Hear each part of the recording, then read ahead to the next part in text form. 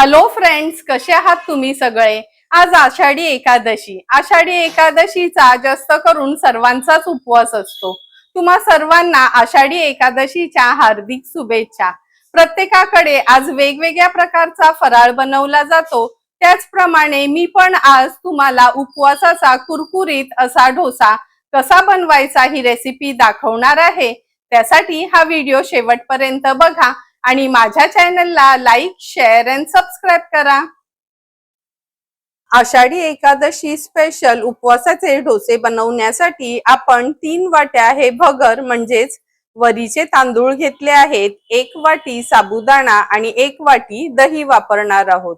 सर्वात आधी भगर आणि साबुदाणे 3 ते 4 पाण्यात स्वच्छ धुवून एक 5 ते 6 तासांकरता भिजत ठेवणार आहोत. 5 ते 6 तास झाले आहेत. वरीचे तांदूळ आणि साबुदाणे स्वच्छ धुवून हे बघा असे आपण भिजवून घेतले आहेत.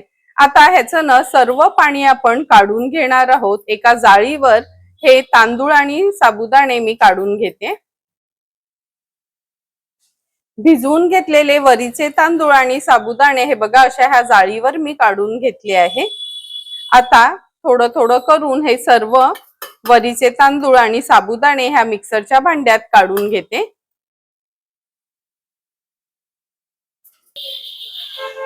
हे बघा सर्व वरीचे तांदूळ आणि साबुदाणे आपण ह्या मिक्सरच्या भांड्यात काढून घेतले आहेत. आता ह्याच्यामध्ये दही ऍड करूया.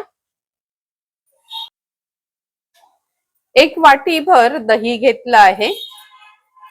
आता ह्याच आपल्या मेजरिंग कपनी अर्धा कप आपण पाणी ऍड करणार आहोत. अर्धा कप ह्याच्यात पाणी घेतलं आहे. आता ह्याची एकदम फाईन पेस्ट आपण मिक्सरला बारीक करून घेणार आहोत.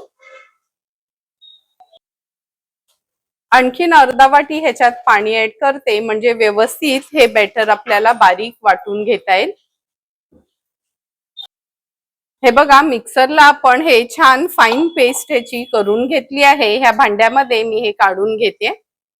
ह्याची कन्सिस्टन्सी बघू शकता तुम्ही. 1 वाटी दही आणि 1 वाटी बरोबर आपल्याला पाण्याची गरज लागली आहे.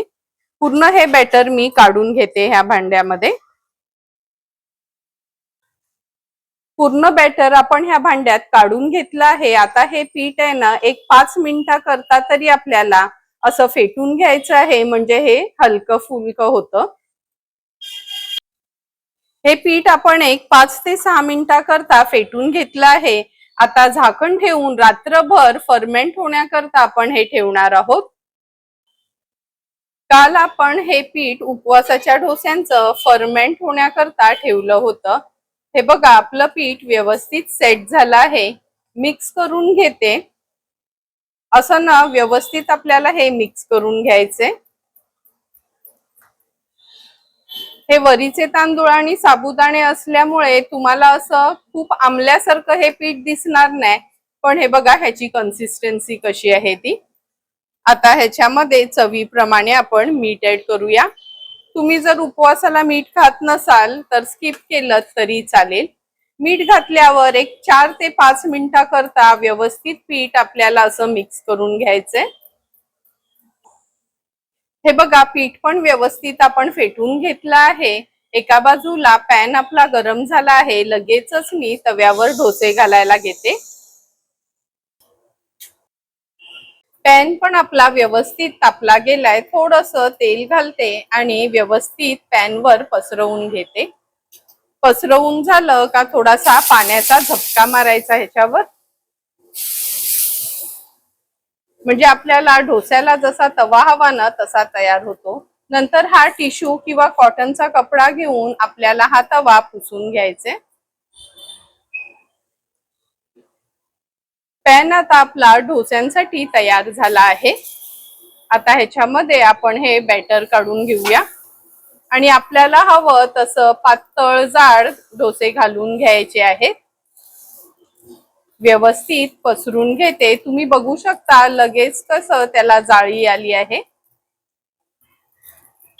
डोसा घातला का ह्याच्यावर ना मी थोडंसं तेल सोडते.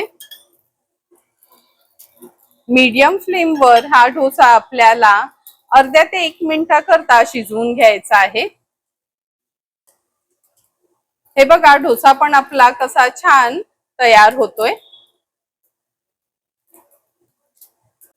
1.5 ते 2 मिनिटं झाली आहेत। हे बघा आपला डोसा कसा छान तवा सोडला आहे।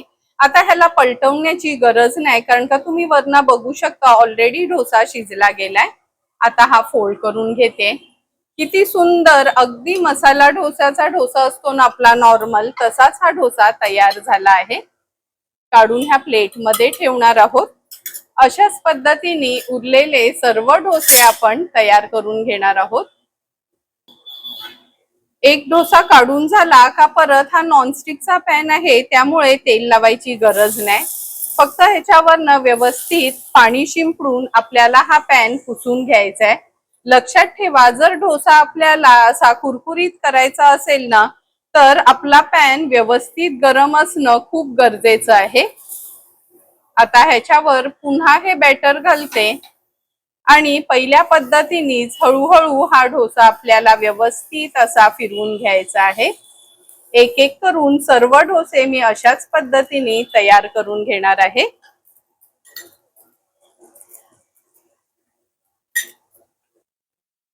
तुम्ही बघू शकता आपण एक एक करून हे 4ही डोसे तयार करून घेतले आहेत। किती सुंदर रंग, टेक्स्चर आणि अगदी कुरकुरीत असे आपले हे उपवासाचे डोसे तयार झाले आहेत।